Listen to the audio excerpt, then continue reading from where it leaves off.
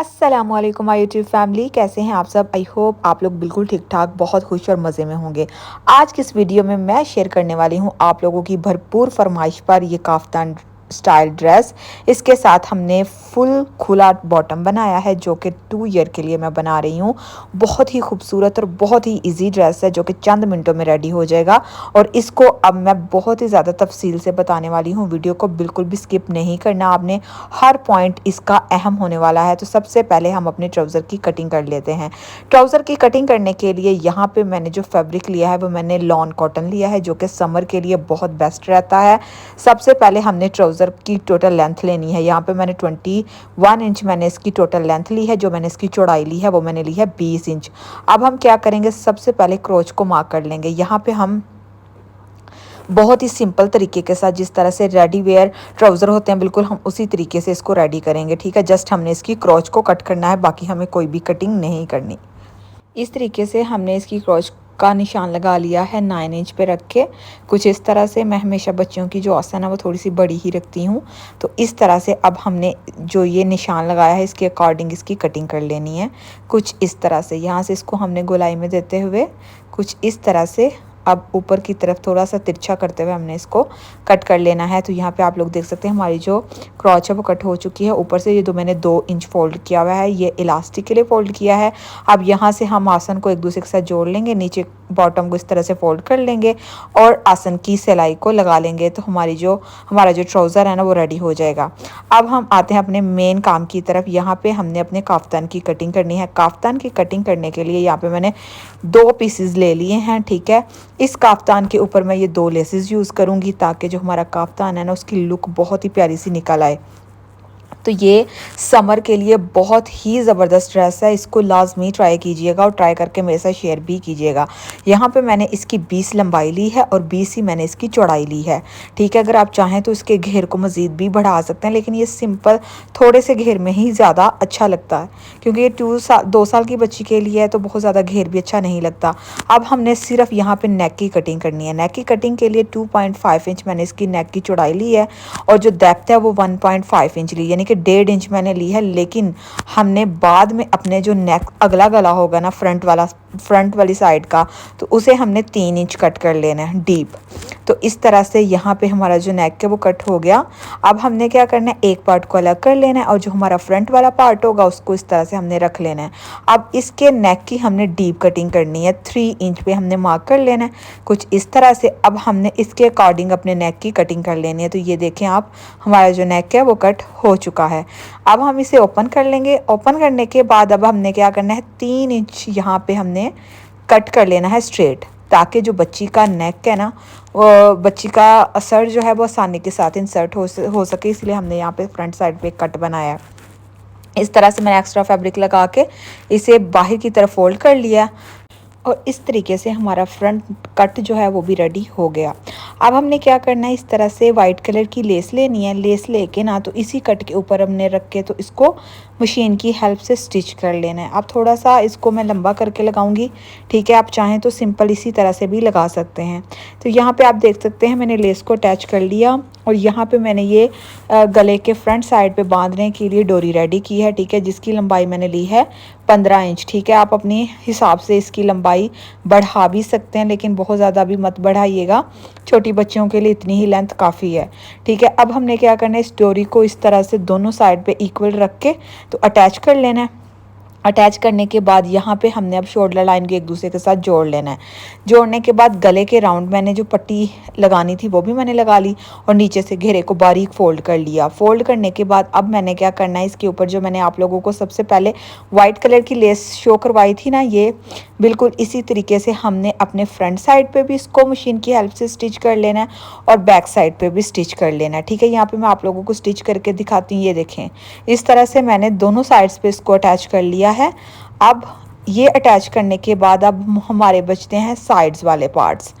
अब साइड्स पे हमने क्या करना है, जो लेस हमने अपने नेक पे अप्लाई की थी ना, बिल्कुल वही लेस हमने अपने ये साइड्स पे इस तरह से रख के स्टिच कर लेनी है। ठीक है, अब दोनों तरफ ये लेस मैं अटैच करके फिर आप लोगों को दिखाती हूँ कि नेक्स्ट हम क्या करेंगे। तो यहाँ पे आप लोग देख सकते हैं मैंने दोनों तरफ लेस को अटैच कर लिया। यहाँ पे मैंने दूसरी तरह यानी कि गुम तरीके से इस लेस को अटैच किया है। आप चाहें तो अपने हिसाब से ऊपर रख के भी पहले फ़ोल्ड कर लें, उसके बाद ऊपर रख के लेस को अटैच कर सकते हैं, बट इस तरह से ज़्यादा नीट लगता है। मैं हमेशा नीट काम करना पसंद करती, इसी वजह से मैंने लेस को इस तरह से लगाया है। अब हम अपना मेन काम करेंगे। यहाँ पर हमने 8 इंच पे निशान लगा लेना है। यहाँ पे हमने फिटिंग के लिए जो इलास्टिक लगानी है ना, ये बिल्कुल हम उसके लिए निशानात लगा रहे हैं। दोनों साइड्स पे मैं 3-3 इंच का ये छोड़ दूंगी, ठीक है, रास्ता छोड़ के फिर हमने क्या करना है, इलास्टिक को लगा लेना है। ये जो सेंटर है बिल्कुल इधर हमने ऊपर से बॉडी जो है वो रखी 8 इंच, ठीक है। 8 इंच पे हमने मार्क कर लिया। मार्क करने के बाद यहाँ पे पहले मैंने सीधी साइड आपको बताया, ठीक है। अब हम क्या करेंगे, निशान जो है अपने उल्टी तरफ लगाएंगे, ठीक है। यहाँ पे भी मैंने 3 इंच छोड़ दिया और इस साइड से भी मैंने 3 इंच छोड़ के इस तरह से ये मार्क कर लिया।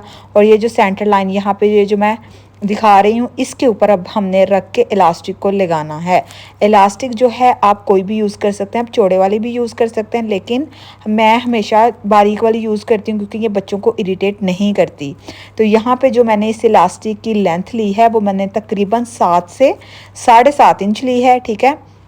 इस तरीके से मैंने एक सिलाई के साथ इसको लगा लेना है, बिल्कुल इस तरह से खींचते जाना है और साथ ही मैंने मशीन की हेल्प से सिलाई लगा लेनी है। तो हमारी जो इलास्टिक है वो फ्रंट साइड पे भी हमने बिल्कुल इसी तरह से लगानी है और बैक साइड से भी बिल्कुल हमने इसी तरह से लगानी है। अब मैं बैक साइड पे निशान लगा रही हूँ। किस तरह से निशान लगा रही हूँ, जिस तरह से मैंने फ्रंट साइड पे लगाया था।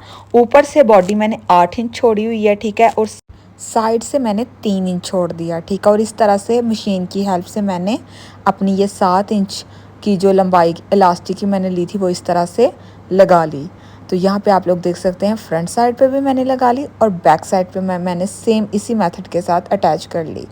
तो यहाँ पे ये जो हमारा काफ्तान है ना वो तकरीबन रेडी है। अब आप लोगों को जो चीज़ समझ नहीं आई वो ये थी कि मैंने ये जो साइड की सिलाई लगाई है फिटिंग की, वो मैंने किस तरह से लगाई है। तो काइंडली यहाँ से थोड़ी भी वीडियो स्किप मत कीजिएगा।